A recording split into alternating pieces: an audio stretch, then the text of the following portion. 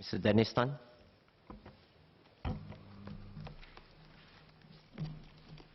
Thank you, Deputy Speaker, sir. I declare my interest as a lawyer who advises on employment law matters and disputes in my practice. It is good news that under this bill, PMETs earning more than $4,500 a month will be included in the Employment Act. Until now, our employment law has this anomaly whereby the basic law on employment matters for PMETs earning more than $4,500 are not actually provided for in our statutes. Today's amendments to include the basic employment rights of PMETs in important areas such as pay, dismissal leave, sick leave, and hospitalization leave, as well as employment-related claims, it's a right step to take.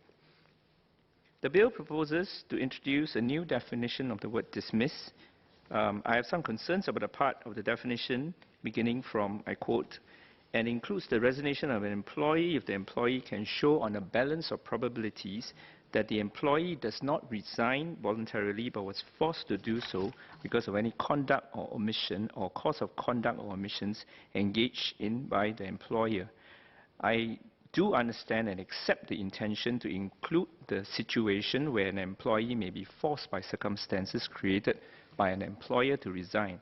However, I still do have a concern over the broad and vague wording of any conduct or omission or cause of conduct or omission, which I fear may create ambiguities and uncertainties and may give grounds for abuse by employees who may have left due to bad blood, but who might not actually have been so forced to leave by their employers.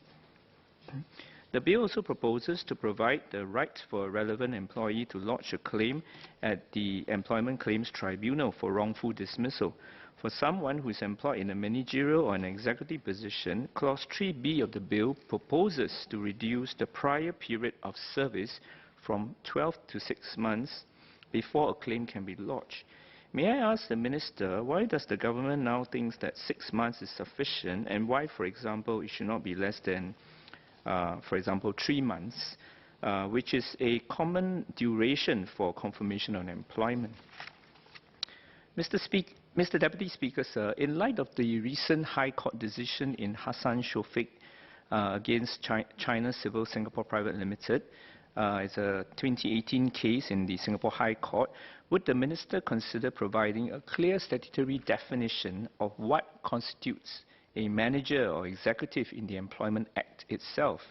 Any interpretation published elsewhere, including MOM guidelines, is not binding in law in a similar way. It is clear from this case, and also anecdotally, that companies have tried to exploit the lack of a statutory definition to give inflated titles to fit the category of managers and executives, when the reality of the job scope may be otherwise. Next, I note that the bill is proposing to allow wrongful dismissal claim to be handled by the Employment Claims Tribunal under the Employment Claims Act. I welcome this move. In my speech at the debate during the second reading of the Employment Claims Bill in August 2016, I have proposed that, and I quote, the government should consider having one tribunal that can hear all types of labor-related employment disputes. This may also take away some cases from the courts. We can have a tribunal that hears claims on employment claims, unfair dismissal, and discrimination, unquote. In my speech then, I noted that the then Employment Claims Bill only dealt with salary-related claims, not other type of claims or grievances related to work or workplace. I said that there was no specific tribunal to address issues of unfair dismissal or discrimination.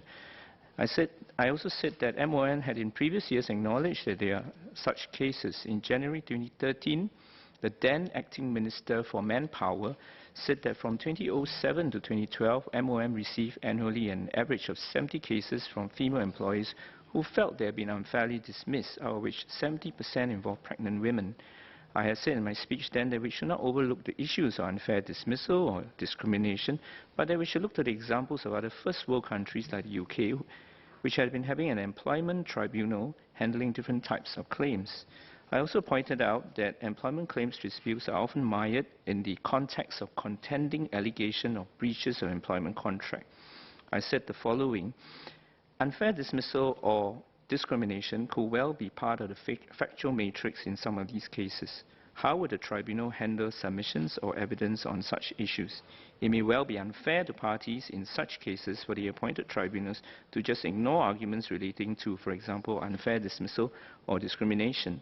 It is naive to pretend that such scenarios will not happen, and it may be an injustice to employees or employers if the tribunal were to disregard such issues or evidence completely." Unquote. As per my speech during the debate for the second reading of the Employment Claims Bill, I think the Employment Claims Tribunal should also hear claims of discrimination. And let me also cite an example of such discrimination where anecdotally some of us may have heard of not infrequently, and that is a manager of a company preferring to recruit people of the same ethnic origin or nationality. Next, under the Employment Claims Act, claims are limited to $20,000 or $30,000 for claimants who go through the tripartite mediation framework or mediation assisted by their unions under the Industrial Relations Act.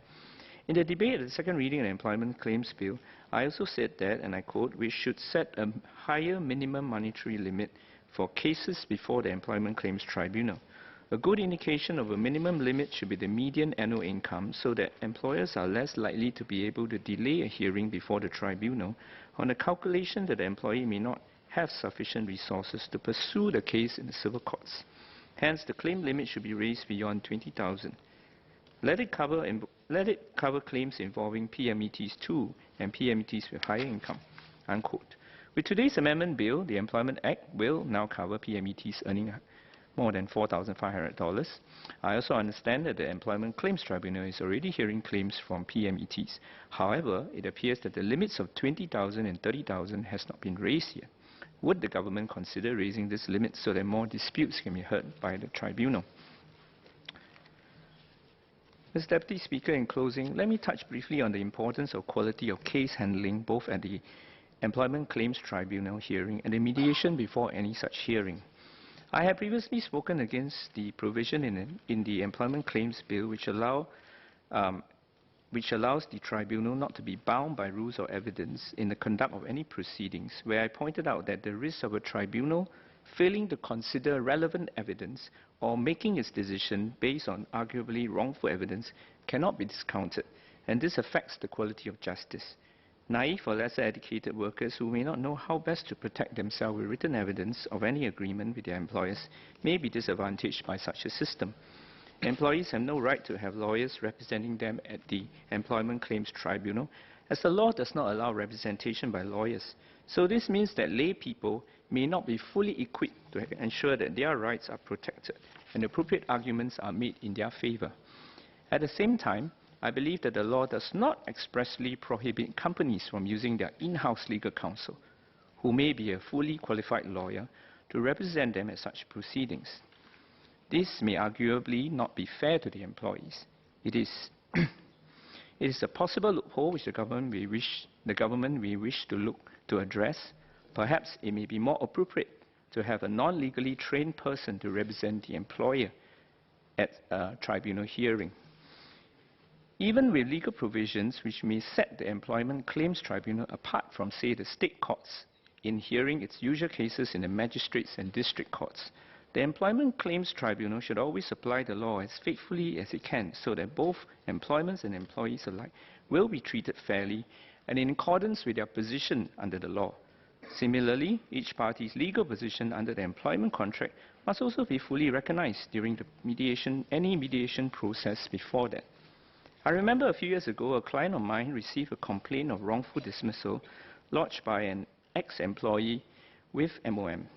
This was pre-Employment Claims Tribunal days.